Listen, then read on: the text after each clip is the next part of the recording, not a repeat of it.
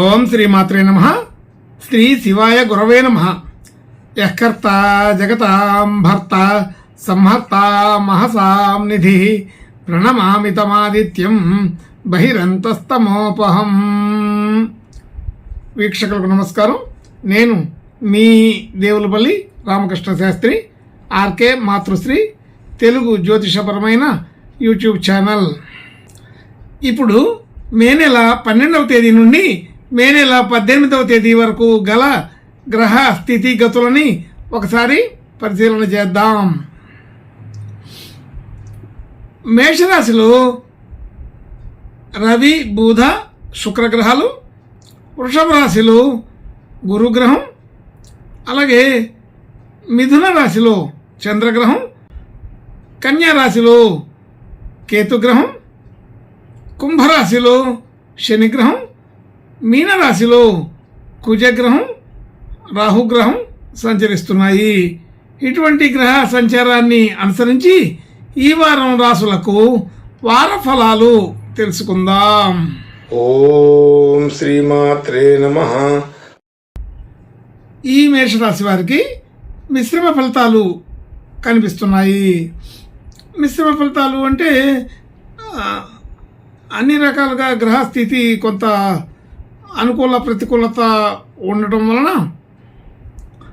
ముఖ్యంగా రాశిలోనే ఉచ్చగ్రహమైన రవి, అలాగే రాశి అధిపతి వ్యయంలో ఉండడం, ఇలా కొన్ని గ్రహాల స్థితిగతులు కొంత మార్పులు చెందినందువలన ఈ మేషరాశి వారికి మిశ్రమ ఫలితాలుగా తెలుస్తోంది. అయితే మిశ్రమ ఫలితాల్లో ముఖ్యమైనది ధన వ్యయం, అలాగే ఆలోచన తీరులో కొంత మార్పు, అంటే తన వ్యక్తిత్వానికి తగినట్టుగా కాకుండా కొంత ఎక్కువ తక్కువలు చేసే అవకాశం ఉంటుంది.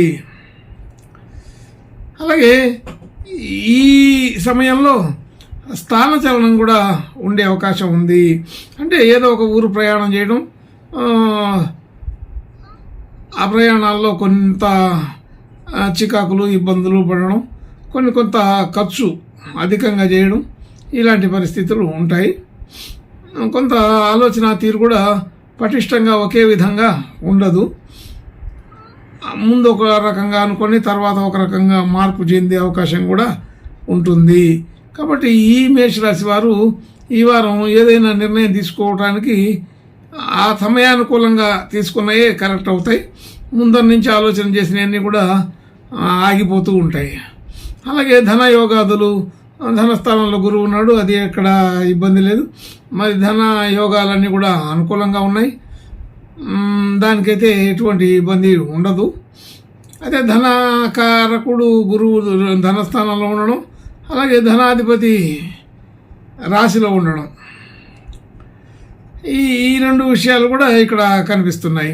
ధనాధిపతి రాశిలో ఉండడం వలన కూడా మంచి శుభమే జరుగుతుంది. అలా ఆర్థికపరమైన విషయాల్లో చాలా అనుకూలత ఉన్నది. అయితే ఇబ్బంది అయితే ఉండదని అర్థం. అలాగే కుటుంబ సంబంధించిన విషయాల్లో కూడా అనుకూలత బాగానే ఉంది. కుటుంబ సభ్యులతో అంటే ప్రయాణాల వలన మనం కలవాల్సిన వాళ్ళందరినీ కలవడం, అలాగే కుటుంబ సభ్యులు, బంధువులు, మిత్రులు అందరినీ కూడా కలవడం జరుగుతుంది. ఆ కలిసిన వాళ్ళతో సంతోషంగా గడపడం జరుగుతుంది. అంత అనుకూలమైన వాతావరణం కలుగుతుందని అర్థం. అలాగే గృహ వాహన యోగాదులు కూడా మంచి అనుకూలంగానే ఉన్నాయి.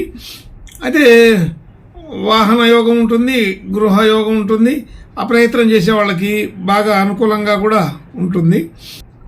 అలాగే ప్రయాణాల్లో మంచి వసతి విడిది దొరకడం, మంచి వసతిగానే నివసించటం, అలాగే మంచి స్థితి కలిగిన వాహనాల్లో ప్రయాణం చేయడం, ఇలాంటి పరిస్థితులు కూడా ఉంటాయి. అలాగే విద్యార్థులకి విద్యా సంబంధించిన విషయం అంటే, విద్యార్థులు అంటే ఎన్ని రకాల ఏ విషయం నేర్చుకునే వాళ్ళైనా సరే, ఏదైనా భాష నేర్చుకోవచ్చు, లేకపోతే విషయం నేర్చుకోవచ్చు, పనితనం నేర్చుకోవచ్చు, అందరూ విద్యార్థుల కిందనే లెక్కగా చెప్పబడుతుంది. కాబట్టి విద్యార్థులకి అనుకూలంగా ఉన్నది. వారు చేసే నేర్చుకునే విధానానికి అనుకూలంగానే ఉంటుందని అర్థం.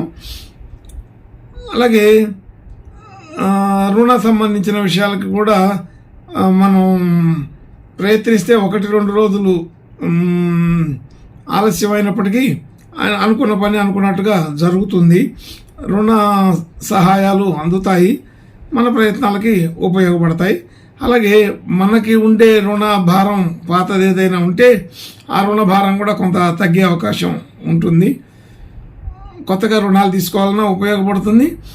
అలాగే ఏదైనా లోన్లు అవి ఎలా తీసుకోవడానికి ఉపయోగపడుతుంది. అలాగే మనం ఆల్రెడీ రుణం ఉన్న వాళ్ళకి రుణాల భారం కూడా తగ్గుతుందని అర్థం. అలాగే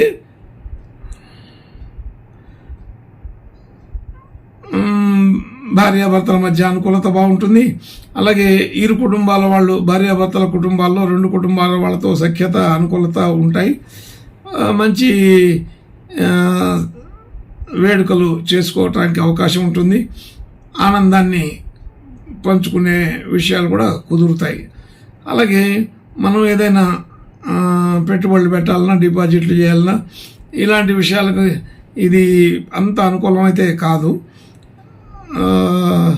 అయితే దానికి సంబంధించిన మాటలు మాట్లాడుకోవడానికి, దానికి సంబంధించిన విషయాలు తెలుసుకోవడానికి, ఎలా డిపాజిట్ చేయాలి, ఎలా ముందుకు వెళ్ళాలి, ఎలా కొత్త షేర్లు తీసుకోవడం, అలాగే భూములు తీసుకోవడం, వాటి విచారణలు జరుగుతాయని అర్థం. ఈ వారంలో అలాంటి వివరణలు, విచారణలు, మరి వాటి గురించి విషయాలు తెలుసుకోవడం జరుగుతుంది. అలాగే భాగ్యస్థానం బాగానే వృద్ధికరంగానే ఉంటుంది. కానీ ఒక రకంగా స్టేబుల్ అనే విషయంలో అనుకోవచ్చు. అంటే పెరుగుడు తగ్గడం లేకుండా సాధారణంగా నిలిచి ఉండడం అనేది జరుగుతుంది. అలాగే భాగ్యస్థితిలో కొంత అనుకూలతలు అంటే మాటల ద్వారా వినటం, చూడటం, ఆలోచించేయటం, అలాంటి అవి కూడా ఒక ప్రాసెస్లో భాగమే. కాబట్టి అలాంటి అనుకూలతలు అయితే ఉంటాయి.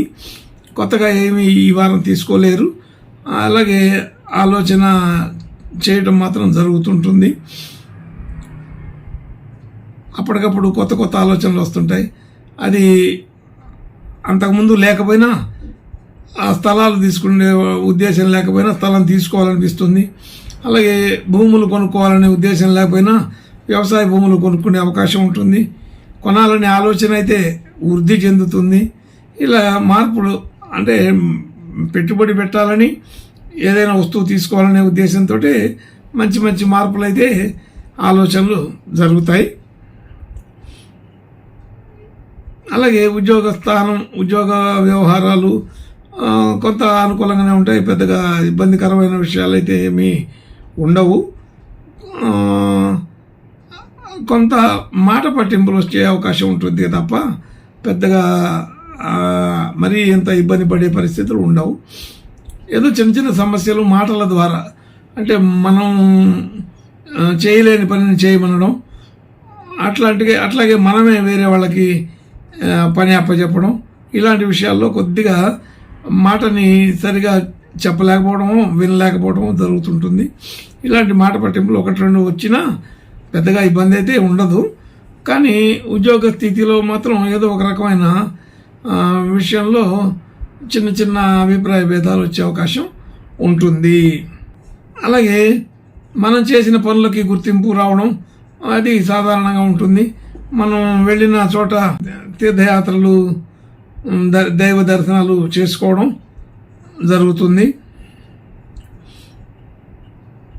కొంత కీర్తి ప్రతిష్టలు మసకబారే అవకాశం ఉంటుంది. కొంచెం మాట తీరులో ఎక్కడో చోట జాగ్రత్తగా ఉండడం, అంతకంటే పెద్దగా విషయం ఉండదు. కానీ చిన్న విషయాలకే కొద్దిగా అభ్యంతరాలు వస్తుంటాయి. అలాగే ఖర్చు మాత్రం చాలా ఎక్కువగానే చేయాల్సి వస్తుంటుంది. ఒక సందర్భంలో రకరకాల విషయాల్లో ఖర్చులు చేయాల్సి వస్తుంది. అందరినీ ఆనందంగా ఉంచడం కోసం కొంత ఖర్చు చేయాలి. అలాగే రకరకాల విషయాల్లో, రకరకాల కుటుంబ విషయాల్లో అందరికీ సంతోషాన్ని కలిగించడం కోసం కొంత ఖర్చు చేయాల్సి వస్తుంది.